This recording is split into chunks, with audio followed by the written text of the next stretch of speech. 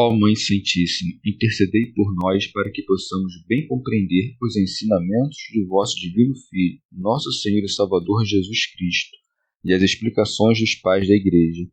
Ó Virgem Imaculada, ofereço-vos este trabalho e peço que abençoais aqueles que o ouvirem, e que seja para a maior honra e glória de Deus. Amém.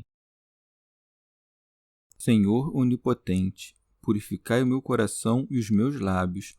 Vós, que purificastes os lábios do profeta Isaías com carvão em brasa, e dignai-vos, por tal modo, purificar-me com a vossa misericórdia, para que possa dignamente anunciar o vosso santo Evangelho. Por Jesus Cristo nosso Senhor. Amém. Senhor, abençoai-me. Que o Senhor resida no meu coração e nos meus lábios, para que anuncie digna e convenientemente o seu Evangelho. Amém. Evangelho de Nosso Senhor Jesus Cristo, segundo São João. O encontro com Nicodemos. Disse Jesus a Nicodemos: Ninguém subiu ao céu, a não ser aquele que desceu do céu, o Filho do Homem. Como Moisés levantou a serpente no deserto, assim é necessário que seja levantado o Filho do Homem, a fim de que todo aquele que crer tenha nele vida eterna. Pois Deus amou tanto o mundo que entregou o seu Filho único, para que todo o que nele crê não pereça, mas tenha vida eterna. Pois Deus não enviou o seu Filho ao mundo para julgar o mundo, mas para que o mundo seja salvo por ele. Comentários dos Pais da Igreja. Santo Agostinho. Exposta que foi a imperícia de Nicodemos, que soía a levantar-se sobre os demais à força de seu magistério, e repreendida nele a incredulidade de todos os semelhantes seus, respondeu o Nosso Senhor que, malgrada a falta de fé de alguns, ainda assim há quem o creia. E à pergunta: como isso pode acontecer? Replicou: ninguém subiu ao céu a não ser aquele que desceu do céu, o Filho do Homem. Que está no céu, como a dizer que o sentido da geração espiritual é tornar os homens, de terrestres que eram, em celestes, coisa que não alcançam se não vierem a ser membros do seu corpo, de maneira que aquele que subiu se faça um com o que desceu, isto é, que Nosso Senhor pense o próprio corpo ou igreja como se pensa a si mesmo. São Gregório. E como nós fizemos um com ele, Nosso Senhor eleva-se conosco ao céu, donde desceu sozinho. Assim, aquele que sempre esteve no céu, a ele se reverte todos os dias. Santo Agostinho. Ainda que o Filho do Homem tenha sido engendrado na terra, ele não julgou indigno de sua divindade, a qual, permanecendo no céu, desceu à terra, o tomar o nome de Filho do Homem, e do mesmo modo, muito dignificou sua humanidade ao assumir o nome de Filho de Deus, pois que a unidade de pessoas que há entre suas duas naturezas implica que não haja senão um único Cristo, o qual, enquanto Filho de Deus, fez-se visível na terra e, enquanto Filho do Homem, permanecia nos céus. A fé nos mais incríveis mistérios prepara a crença nas verdades menos difíceis, porque, se a natureza divina, tão afastada de nós, pôde assumir em nosso benefício a natureza humana, por maneira que formasse uma só pessoa, tanto mais fácil será crer na unidade entre os homens santificados e Cristo feito homem. E se aqueles sobem por meio de sua graça, não se pode concluir que ninguém subiu ao céu, senão aquele que desceu do céu? São João Crisóstomo. Como disse Nicodemos: Mestre, sabemos que foste enviado por Deus como mestre, para que não o houvessem por mestre à maneira dos inúmeros profetas havidos na terra, ajunta Nosso Senhor. Ninguém subiu ao céu a não ser aquele que desceu do céu, o Filho do Homem. Teofilacto Diócrida. Quando ouvires que o Filho do Homem desceu do céu à terra, não cuides que o fez carnalmente, porquanto é este um erro típico daqueles heresiarcas que ensinavam ter sido seu corpo formado já no céu, donde desceu ao ventre da Virgem, como em passagem. São João Crisóstomo. O nome Filho do Homem não diz respeito à carne, mas à sua pessoa inteira. ele designa o todo pela menor de suas partes. Não é incomum que Cristo refira-se à sua pessoa inteira, ora a partir de sua humanidade, ora de sua divindade. São Beda. Do homem que, porventura, desça nu da montanha ao vale e daí torne a ela depois de se vestir e armar, pode-se dizer com razão que é o mesmo quando descia e quando subia. Santo Hilário. Ou então, esse descer do céu responde por sua origem espiritual, porquanto Maria não lhe originou o corpo, bem que as qualidades naturais próprias de seu sexo contribuíram para sua formação e nascimento. Quando dizemos Filho do Homem, estamos a nos referir à sua natureza carnal, que recebeu da Virgem. Quando, porém, dizemos que está no céu, indicamos com isso aquela natureza divina e imutável, cuja infinitude jamais foi restringida nos estreitos limites de um corpo, que, permanecendo no poder do Verbo, sob a forma de servo, não deixou, mestre que é do céu e da terra, de se fazer presente dentro e fora do círculo do céu e do universo. Desceu do céu, sim, porque é filho do homem. Está, porém, no céu, porque o Verbo, ao fazer-se carne, não lançou de si a própria natureza. Santo Agostinho. Acaso te admiras de que ele estava ao mesmo tempo no céu e na terra? Pois esse mesmo dom concedeu-o a seus discípulos. Paulo, com efeito, escreveu: Nós, porém, somos cidadãos do céu. Se, pois, ele, sendo homem e andando pela terra, ainda assim entretinha-se nos céus, acaso o mesmo Deus do céu e da terra não poderia, a uma, estar no céu e na terra? São João Crisóstomo. Vê como aquelas coisas que temos por alteadas são indignas da grandeza do Filho de Deus.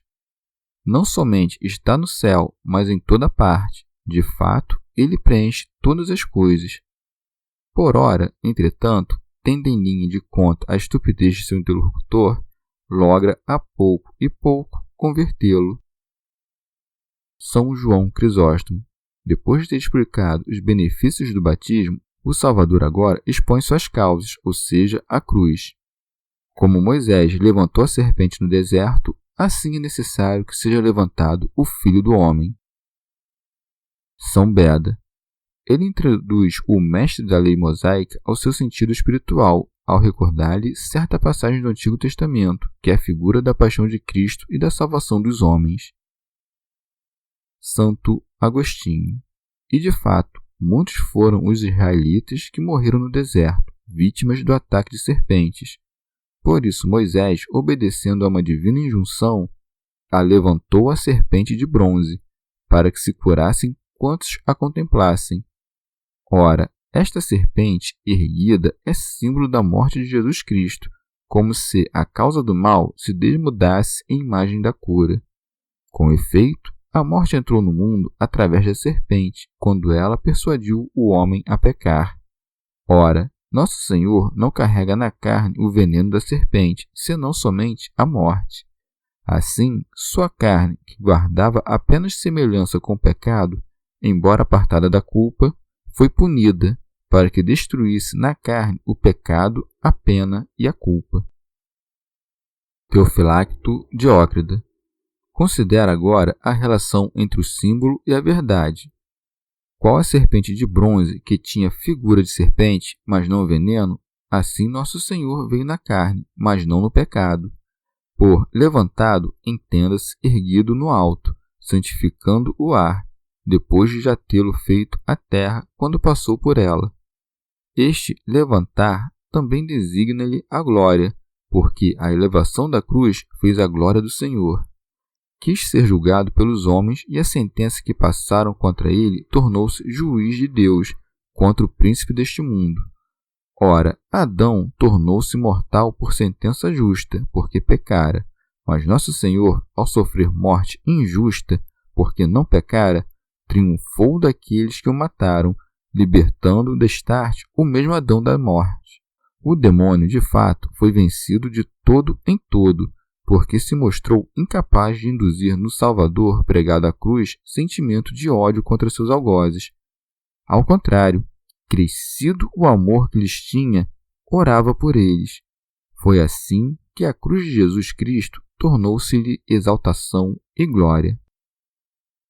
São João Crisóstomo. Nosso Senhor não disse: convém que o Filho do Homem seja suspendido, mas levantado, pois que lhe pareceu mais prudente falar por essas palavras. Serviu-se desta expressão para indicar a relação íntima entre o Antigo e o Novo Testamentos, e a nos dar a saber que não foi vítima contrafeita de sua paixão. Santo Agostinho.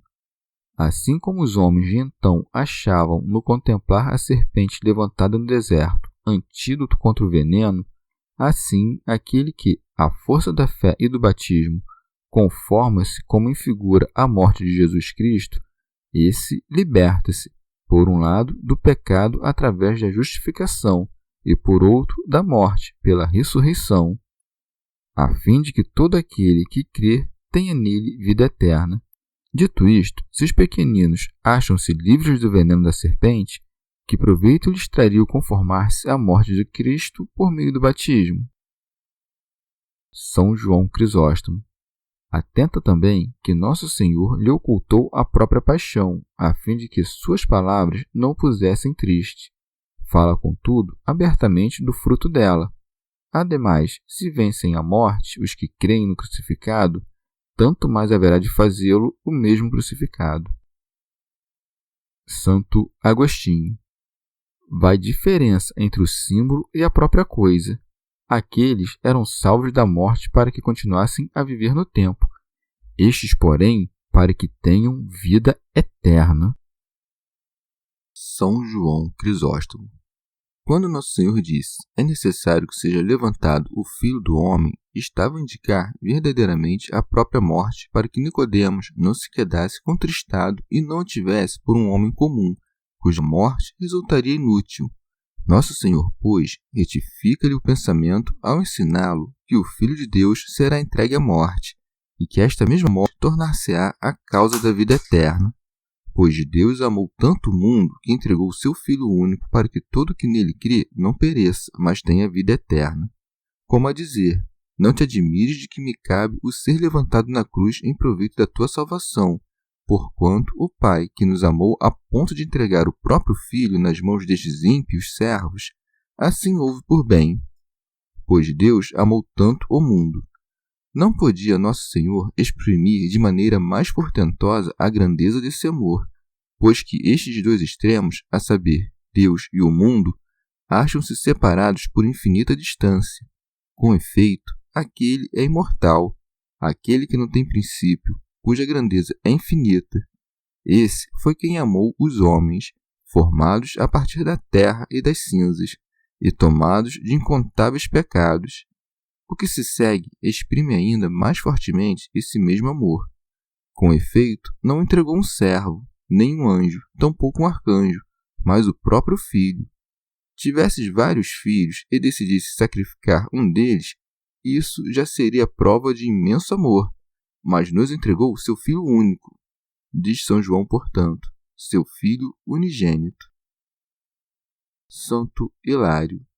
Se para confirmar seu amor pelo mundo houvesse, ao contrário, entregado uma simples criatura, não daria esse insignificante sacrifício prova de alentado mérito. Grandes dádivas dão prova de dilatada caridade. Na grandeza do dom é que se divisa a grandeza da alma. Tendo Deus amado o mundo, não lhe deu um filho adotivo, senão o próprio Filho, único e verdadeiro. Não um filho adotivo de criação, ou seja, um filho que não o é verdadeiramente. Que testemunho maior pode haver de amor e caridade que entregar para a salvação do mundo o próprio Filho unigênito? Teofilacto Diócrida. Parece-me, como disse Nosso Senhor mais acima, que o Filho do Homem desceu do céu, não porém a carne, e cuido que assim se exprimiu porquanto, em virtude da unidade da pessoa de Jesus Cristo, atribui ao homem todas as propriedades da natureza divina. Do mesmo modo aqui, atribui ao Verbo de Deus as propriedades da natureza humana. Com efeito, o Filho de Deus permanece sempre impassível, Como, porém, em virtude da união hipostática, o Filho de Deus e o homem que sofreu a morte não fazem senão uma pessoa. Disse que o Filho de Deus foi entregue à morte, pois que a sofreu verdadeiramente, não na própria natureza, mas na sua carne. Dessa dádiva, que ultrapassa o alcance da mente humana, decorrem grandes vantagens para nós, para que todo o que nele crê não pereça, mas tenha vida eterna. De fato, o Antigo Testamento prometia aos observantes da lei longos dias sobre a terra. O Evangelho promete uma inextinguível vida eterna. Santo Agostinho.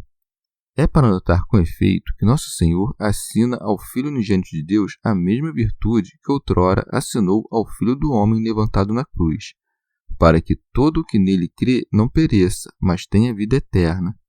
Porque nosso Criador e Redentor, o Filho de Deus, que existe desde antes de todos os séculos, fez-se homem no fim do século. Criou-nos à força de sua potência divina para que gozássemos a beatitude de uma vida imperecível e, servindo-se da combalida natureza humana, restaurou-nos a vida que perdêramos. Alcuino. Verdadeiramente, pelo Filho de Deus, o mundo obterá vida. De fato, ele não veio ao mundo senão para salvá-lo, pelo que segue. Pois Deus não enviou o seu Filho ao mundo para julgar o mundo, mas para que o mundo seja salvo por ele. Santo Agostinho. Por que haveria de se chamar a si mesmo Salvador do mundo, senão porque deveras salva o mundo?